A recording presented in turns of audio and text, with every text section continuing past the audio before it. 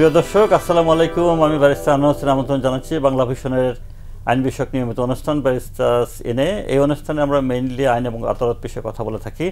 আজকে আমরা কথা বলবো ব্যারিস্টার সুইটি আহমেদের সাথে।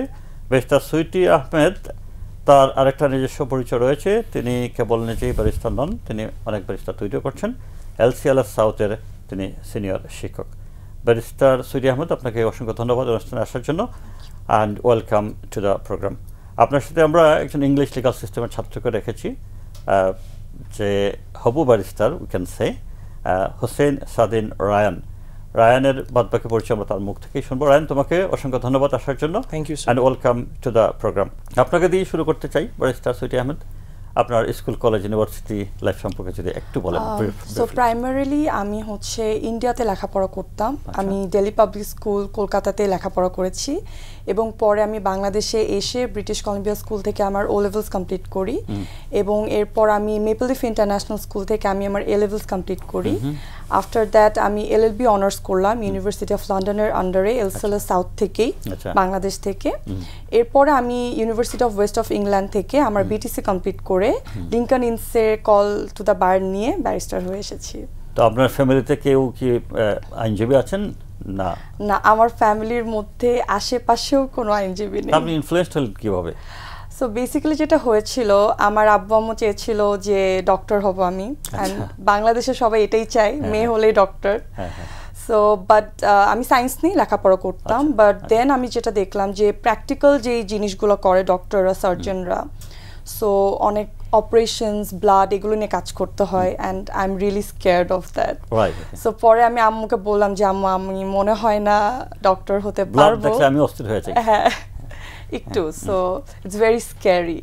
সো তখন আম্মুকে বললাম যে আম্মুর অনেক ইচ্ছা ছিল যে আসলে গ্রামে অনেক অসহায় লোকদের, ব্যক্তিদের যদি আমি একটু সেবা দিতে পারি, তাদের চিকিৎসা করতে পারি ফ্রিতে। তো তখন আমি আম্মুকে বললাম যে আম্মু দেখো, শুধু ডক্টর হয়েই যে মানুষের সেবা করা যায় তা কিন্তু নয়, আরো অনেক পেশার মাধ্যমেও কিন্তু আমরা মানুষের সেবা করতে পারি।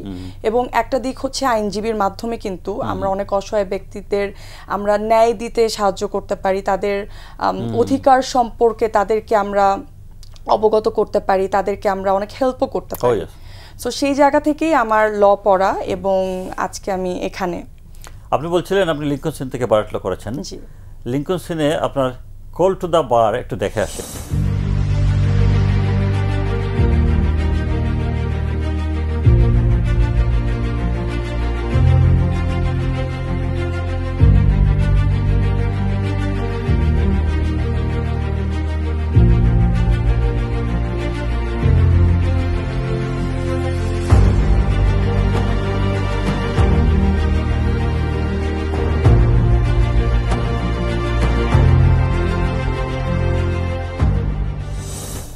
আমরা দেখে আসলাম সেই আনুষ্ঠানিকতা। লিঙ্কন সিনের সেই আনুষ্ঠানিকতা আপনি উইক পরে খুব পোস্ট দিয়েছিলেন। আমরা আপনাকে আজকে একটু সেই পরিবেশে ইন্টারভিউটা নিতে চাই। রায়ান, তুমি যদি ম্যাডামকে একটু হেল্প করো, উইকটা আগে দিয়ে আপনি উইকটা পড়ে নেন, তারপরে আপনার সাথে আমরা কথা বলছি। রায়ান, তোমার সাথে কথা বলতে চাই। Yes sir. তুমি কি পড়ছো? স্যার আমি এখন ইউনিভার্সিটি অফ লন্ডনের আন্ডারে LCLS সাউথে LLB ফাইনাল ইয়ার করছি আর কি স্যার। তার মানে তোমার 1 বছর বাকি ব্যারিস্টার হতে? Yes sir, hopefully. তো তুমি ল পড়তে কেন আসছো? প্রথমত স্যার আমি সিন্স চাইল্ডহুড শুনে আসছি আমার বাবাকে বলতে যে he wants his son to become a barrister. So sir early school time যখন ছিল, তখন যখন টিচার্সরা আস্ক করতো যে what do you want to become when you grow up, তো আমি সবসময় বলতাম যে ব্যারিস্টার হবো, কিন্তু at that time I had no idea what a barrister does. কিন্তু তোমার ফ্যামিলিতে কেউ কি আইনজীবী আছেন? স্যার আছে তো। তো স্যার পরে যখন গ্র্যাজুয়ালি বুঝতে পারলাম যে what is this profession about, তখন বুঝলাম যে this is the one for me. এখন সেকেন্ডলি স্যার আমার বাবা মা, আমার ফ্যামিলিতে রিলেটিভস বেশিরভাগই হচ্ছে জাজেস অ্যান্ড লয়ার্স স্যার। তো এটাকে আমি একটা প্রিভিলেজ হিসাবে নিচ্ছি স্যার, যে যেহেতু আমি এই লিগ্যাল ব্যাকগ্রাউন্ড থেকে আসছি, ফ্যামিলি অথবা এডুকেশনও এটা, তো আমি এটার থ্রুতে আর কি যাদের আর কি নিজেদের রাইটস অথবা এসবের ব্যাপারে ইনজাস্টিস সাফার করছে তাদেরকে আর কি জাস্টিস এনশিওর করার জন্য আমি এই ল নিয়ে আর কি পড়াশোনা করছি স্যার। তোমার বাবা মা কি করেন? আমার বাবা এখন সুপ্রিম কোর্টের অ্যাপিলেট ডিভিশনের লয়ার, অ্যান্ড আমার মা housewife, but she is still also certified lawyer. Thank you Rayan, তোমার কাছে ফিরে আসবো একটু পরে। Thank you. আপনার কাছে ফিরে আসতে চাই। Very interesting question. আজকাল খুব সব জায়গায় এটা নিয়ে আলোচনা হয়, সেটা হচ্ছে যে অনলাইন হ্যারাসমেন্ট। কিরকম অনলাইন হ্যারাসমেন্ট হচ্ছে আজকাল মানুষ? আমরা সবাই জানি যে টেকনোলজি দিন দিন আপগ্রেড হচ্ছে এবং মানুষের অনেক উপকারও হচ্ছে টেকনোলজির মাধ্যমে, কিন্তু উপকারের পাশাপাশি কিন্তু অনেক মানুষের ক্ষতিও হচ্ছে টেকনোলজির জন্য। অনলাইনের মাধ্যমে মানুষ কিন্তু অনেক ধরনের ব্ল্যাকমেইলিং, তারপরে হচ্ছে আপনার অ্যাকাউন্ট হ্যাক করছে, তারপরে যেহেতু এখন ই ব্যাংকিং হয় এবং বিকাশের মাধ্যমেও কিন্তু অনেক ফ্রড হচ্ছে এবং না জেনে শুনে মানুষ কিন্তু সেগুলার শিকার হচ্ছে। এবং রিসেন্টলি যেটা বেশি হচ্ছে সেটা হচ্ছে আর্টিফিশিয়াল ইন্টেলিজেন্স, যেটা এআর মাধ্যমে কিন্তু আমরা দেখতে পাচ্ছি যে পিকচার এডিট করছে, অনেকের ভিডিও ক্রিয়েট করছে এবং ভয়েস পর্যন্ত নকল করছে। ঠিক আছে, সো এই জিনিসগুলো ইউজ করে কিন্তু অনেক মানুষ অন্যদেরকে ব্ল্যাকমেল করছে এবং স্পেশালি এগুলোর ভিকটিম হচ্ছে ইয়াং যে মেয়েরা আছে আমাদের দেশের, তাদেরকে বেশি অ্যাটাক করছে স্পেসিফিক্যালি। তারাই টার্গেটেড হচ্ছে মেইনলি, না? হ্যাঁ, সবাই মেইনলি অনেক, এবং ফেসবুক, ইনস্টাগ্রাম, টিকটক, টেলিগ্রাম এগুলোর মাধ্যমেই মোস্টলি ব্ল্যাকমেলটা করছে। আবার দেখা যাচ্ছে যে অনেক এরকম যারা একটু সেলিব্রিটি ইনফ্লুয়েন্সার, তাদের পিকচারের নিচে আজে বাজে কমেন্ট, সেটাও ওয়ান কাইন্ড অফ হ্যারাসমেন্ট। এবং যারা একটু সেলিব্রিটি তাদের ব্যাপারে কিন্তু ফেক নিউজও ছড়াচ্ছে, সো সেগুলোও কিন্তু হ্যারাসমেন্টের মধ্যেই পড়ছে। সো যত দিন যাচ্ছে, টেকনোলজি যত ডেভেলপমেন্ট হচ্ছে, এই টেকনোলজির মাধ্যমেই কিন্তু মানুষ মানুষকে হ্যারাস করছে। আমাদের দেশে তো এরকম এটাকে প্রোটেকশন দেওয়ার জন্য সেরকম আইন তো খুব একটা হচ্ছে না, তাই না? রিসেন্টলি কিন্তু আপনার আমাদের যে সাইবার ক্রাইম ইউনিট আছে সেটা কিন্তু অনেক স্ট্রং হয়েছে আগের থেকে, এবং তারা কিন্তু ডে টু ডে মানে অনেক কাজ করে যাচ্ছে অ্যালং উইথ দ্য সিআইডি, যে এই বিষয়গুলো যেন মানে ঠিকমতো তারা দেখতে পারে এবং আমাদেরকে সিকিউরিটি দিতে পারে। কিন্তু সেরকম কি আপনার মনে হয় কি সেরকম প্রোটেকশন দিতে পারছে ওরা? আমার মনে হয় অনেক দিক থেকেই পাচ্ছে, এবং আমার কাছে এরকম দুইটা সিচুয়েশনও এসেছিল, আমি আপনার সাথে শেয়ার করব। আচ্ছা, দুটো সিচুয়েশন শুনবো, কিন্তু তার আগে সিরিয়াসলি যদি কেউ প্রোটেকশন নিতে চায়, কোর্টের আশ্রয় নিতে চায়, অনলাইন হ্যারাসমেন্টের বিষয়ে নেওয়ার সুযোগ আছে কিনা? হ্যাঁ, অবশ্যই আছে। প্রথমে ধরেন আপনার কারোর সাথে যদি এরকম অনলাইন হ্যারাসমেন্ট হয়, যদি সেটা ফোনের মাধ্যমে হয় তাহলে ফোন নাম্বারটা কালেক্ট করে, বা যদি টেক্সটের মাধ্যমে হয় তখন সেই মেসেজের স্ক্রিনশটসগুলো নিয়ে প্রুফ হিসেবে, ডিজিটাল এভিডেন্স হিসেবে সেগুলো নিয়ে থানায় একটি জিডি করতে হবে, এবং জিডি করে সেই জিডি কপি নিয়ে সাইবার ক্রাইম ইউনিটে যেয়ে সে কমপ্লেন করতে পারবে। এবং ওখানে যে সাইবার ফরেন্সিক আছে তারা এগুলো আপনার ইনভেস্টিগেট করে, এবং ইনভেস্টিগেট করে যেই ফোনের মাধ্যমে যেই অ্যাড্রেস থেকে এরকম ব্ল্যাকমেল করা হচ্ছে বা হ্যারাস করা হচ্ছে সেইটা কিন্তু ট্রেস করা যায় লোকেশন, এবং লোকেশন ট্রেস করে কিন্তু আপনার যে ক্রিমিনাল তাকে কিন্তু এখন ধরা যাচ্ছে। Digital security act, ICT act, এগুলো তো বাংলাদেশের বিদ্যমান আইন। জি, এগুলো কিছু অ্যামেন্ডমেন্টও হয়েছে। জি, সব মিলিয়ে আপনার অভিমত কি এই বিষয়ে?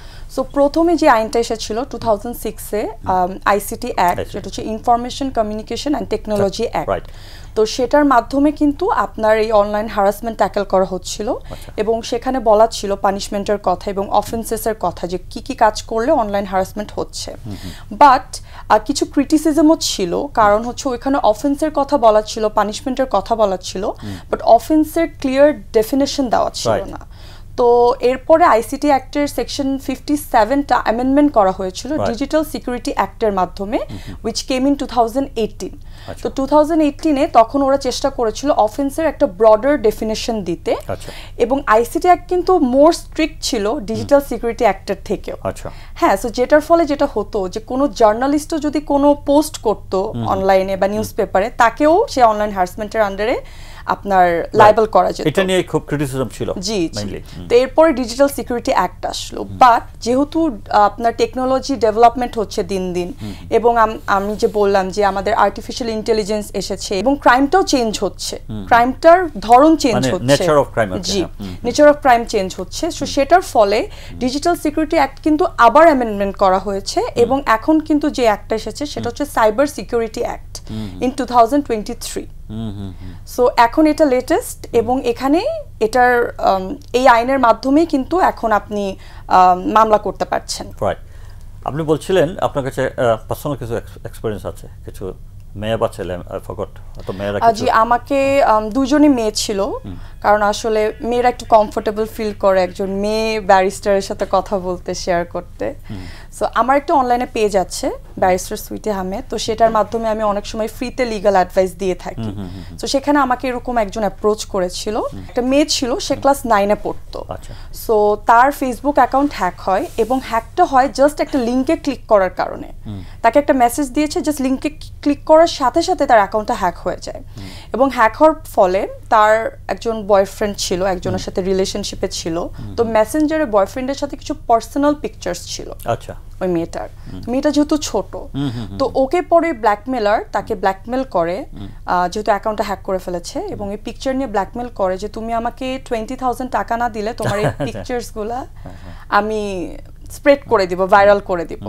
তো মেয়েটা তো পুরো ভয় পেয়ে যায় এবং ও ফার্স্টে ব্ল্যাকমেলারকে টাকাটাও দিয়ে দেয় 20,000 জি মাই গড সো পরে আমাকে সে বলল যে সে তার টিউশন ফিস বাঁচিয়ে ব্ল্যাকমেলারকে টাকা দিয়েছে তো তারপরে যেটা হয় এক সপ্তাহ পরে ব্ল্যাকমেলার ওকে আবার নক দেয় এবং বলে যে আমার টাকা দাও এক্স্যাক্টলি এবং সে তখন ভয় পেয়ে যেগুলো যে বারবার আমার কাছে চেতে থাকবে তো প্রথমে তো লজ্জায় ভয়ে কাউকে বলেনি সো পরে আমাকে সে অ্যাপ্রোচ করলো এবং বললো যে ma'am please keep this secret আমি আমার ফ্যামিলিকে জানাতে চাচ্ছি না বিকজ এটা অনেক সেন্সিটিভ ম্যাটার সো পরে আমাকে সে বললো যে এরকম ব্ল্যাকমেল করছে তারপর সে আইডি লিঙ্কটা আমি তার কাছে প্রুফ চেলাম যে আপনি আমাকে একটু প্রুফ দেখান তো সে আমাকে স্ক্রিনশট দিল মেসেজের আইডি লিঙ্কটা দিল এবং তখন আমি বললাম যে আপনি একদম আপনার নিকটবর্তী থানায় যে প্রথমে একটা জিডি ফাইল করুন এবং আমার সাইবার ক্রাইম ইউনিটে একজন পরিচিত আছে তো তার সাথে আমি কথা বললাম যেহেতু মেয়েটা বাচ্চা সাইবার ক্রাইম ইউনিটের ওখানে একজন পরিচিত আছে সো আমি বললাম ওনাকে একটু বলে দিলাম যেহেতু বাচ্চা মেয়ে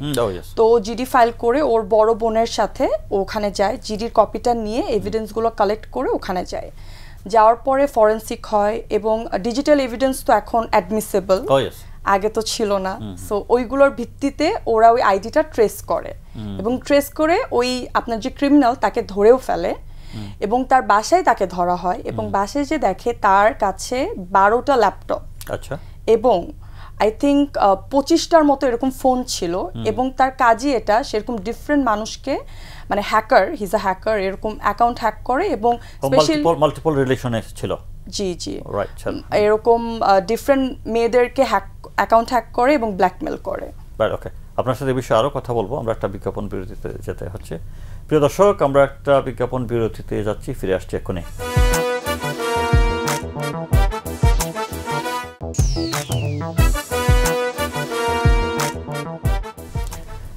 দর্শক আমরা ফিরে আসলাম বিজ্ঞাপন বিরতি থেকে আমরা এখন কথা বলবো আমাদের আমন্ত্রিত স্টুডেন্ট রায়ান তোমার কাছে দুটো প্রশ্ন আছে ম্যাডামের উদ্দেশ্যে তুমি করবা দর্শকদের উদ্দেশ্যে বলতে চাই প্রিয় দর্শক আমরা ইন্টারনেটের মাধ্যমে অর্থাৎ ইমেইলের মাধ্যমে আপনাদের কাছ থেকে প্রশ্ন গ্রহণ করে থাকি ইমেইল অ্যাড্রেস হচ্ছে baristers.in25@gmail.com আমি আবার পড়ছি baristers.in25@gmail.com এই অ্যাড্রেসে যে কেউই আপনারা প্রশ্ন পাঠাতে পারেন আমরা আপনাদের সকল প্রশ্নেরই যৌক্তিক সকল প্রশ্নের উত্তর দিয়ে থাকি আজকে আমরা 2টি প্রশ্ন সিলেক্ট করেছি আমাদের কোয়ালিফাইড ব্যারিস্টার যিনি তার উদ্দেশ্যে আমাদের আমন্ত্রিত স্টুডেন্ট রায়ান তুমি যদি একটু পড়ে ফেলো মুনিরা পারভিন কুড়িগ্রাম থেকে জিজ্ঞেস করেছেন বাংলাদেশে সংবাদপত্রগুলো অনেক সময় অনেক ভুল সংবাদ প্রচার করে থাকে এই প্রচারিত ভুল সংবাদের প্রতিবাদ করলে ওনারা ভেতরের পৃষ্ঠায় অনেক ছোট করে ভুল স্বীকার করে থাকেন এখন প্রশ্ন হচ্ছে উদাহরণস্বরূপ যদি বলি যে প্রথম পৃষ্ঠায় বড় করে আমার নামে মিথ্যা দুর্নীতির সংবাদ প্রচার হলো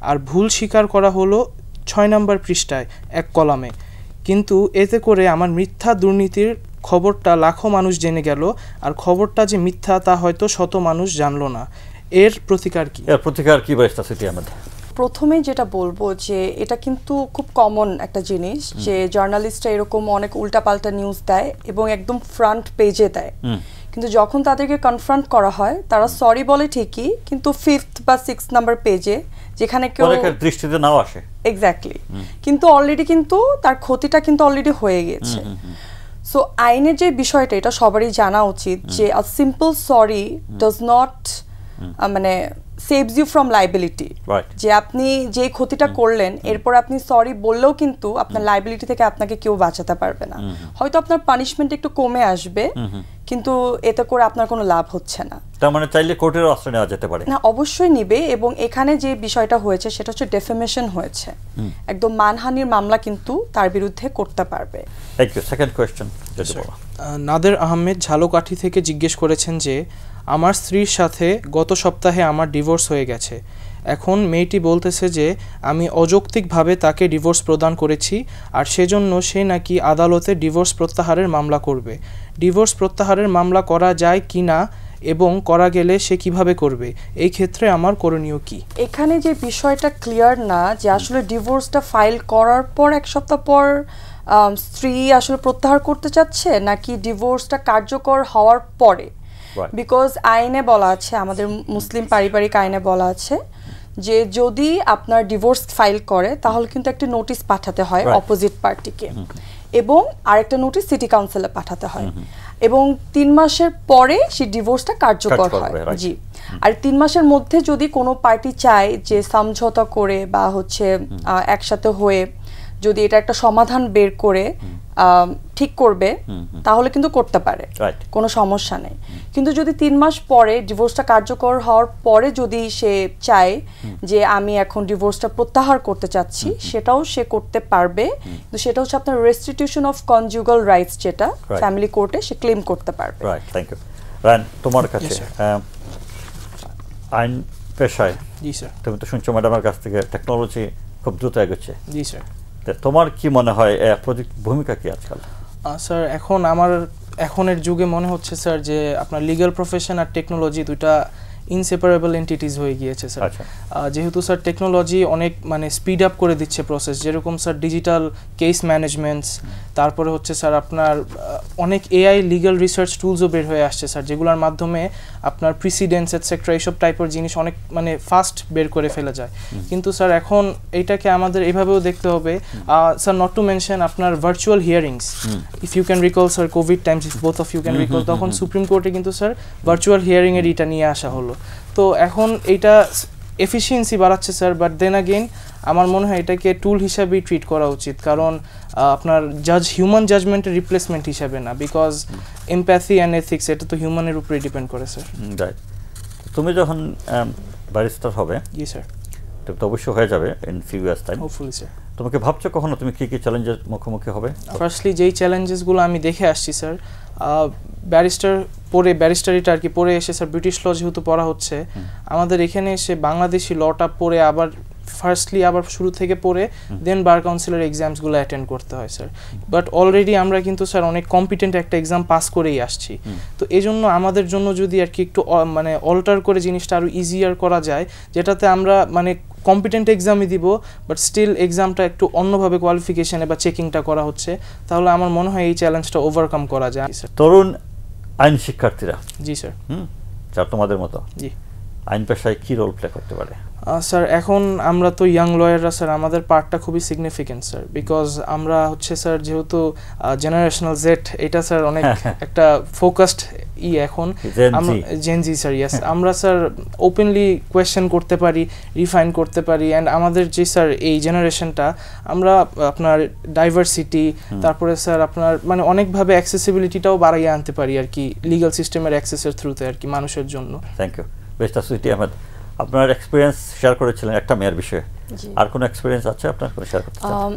আরেকটা ইনসিডেন্ট ছিল, সেটা হচ্ছে একজন ফেমাস ইনফ্লুয়েন্সার এবং ব্র্যান্ড প্রমোটার, নাম বলে সবাই চিনবে, but I am keeping it confidential.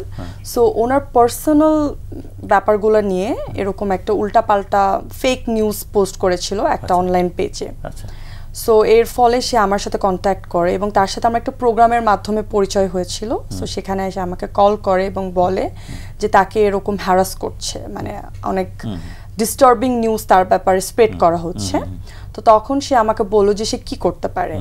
So যেহেতু আমরা জানি যে কে কাজটা করছে, সো আমরা ডাইরেক্টলি আপনার সাইবার ট্রাইব্যুনাল যেটা আছে আমাদের কোর্টে, সেখানে যেয়ে আমি মামলা করেছিলাম ওনার বিরুদ্ধে, যে এর ফেক নিউজগুলো ছাড়ছিল এবং তার অনলাইন একটা পেজ, সে ওই পেজের মাধ্যমে এরকম বিভিন্ন সেলিব্রিটিদের ব্যাপারে উল্টাপাল্টা নিউজ ছড়ায় আর কি। সো তখন তার বিরুদ্ধে মামলা করা হয়েছিল এবং হি ইজ ইন কাস্টাডি এবং তার বিরুদ্ধে জি এবং তার 2 বছরের জেলও হয়েছে এবং ক্ষতিপূরণও দিতে হয়েছে তাকে। রায়ান, তোমার বন্ধুদের উদ্দেশ্যে কিছু বলতে চাও এই অনুষ্ঠানের মাধ্যমে? বন্ধুদের উদ্দেশ্যে বলতে চাই যাতে তারা ভালো মতো পড়ালেখা করুক স্যার, অ্যান্ড ফিউচারে এই লিগ্যাল স্টাডিজটা তারা কমপ্লিট করে যাতে মানুষের মানে যেহেতু এটা একটা সার্ভিস বেসড আর কি প্রফেশন, মানুষের ভালোর জন্য আর কি কাজ করতে পারে যাতে। Thank you. Barrister Sweety Ahmed, আপনার কাছে ফাইনাল কোয়েশ্চেন। অনেক মেয়ে ব্যারিস্টার তো আজকাল কোর্টে আসছে, অনেক ব্যারিস্টার আসছে, তো হাউ ডু ইউ সি? এটা কিন্তু একদিক দিয়ে ভালো, হ্যাঁ, কারণ আমাদের জেনারেশনের যে মেয়েরাও বললো যে gen Z, they are more smarter I think. যেমন আমাদের আগের জেনারেশন, আমাদের বাবা মা ফোনের সবকিছু কিন্তু এখনো পারে না, বাট এখনকার জেনারেশনে they can like do everything, অনলাইনে টাকা ইনকাম করছে, কত কিছু করছে। তো যারা ব্যারিস্টার হয়ে আসছে ওয়েমেনরা, they are doing extremely good, because তারা কিন্তু অনেক মানে আপডেটেড সোসাইটির ব্যাপারে সব কিছু জানে, মানে কি হতে পারে কি না হতে পারে।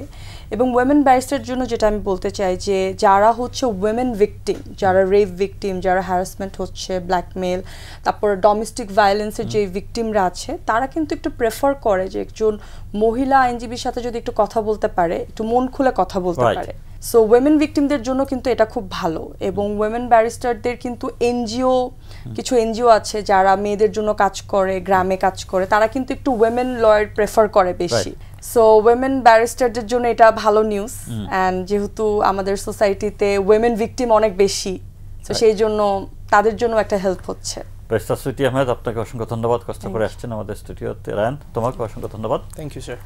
প্রিয় দর্শক, এই ছিল আমাদের আজকের আয়োজন। আগামী অনুষ্ঠানে নতুন কোনো অতিথি নিয়ে আপনাদের সামনে হাজির হবো। সেই পর্যন্ত ভালো থাকবেন। আল্লাহ হাফেজ।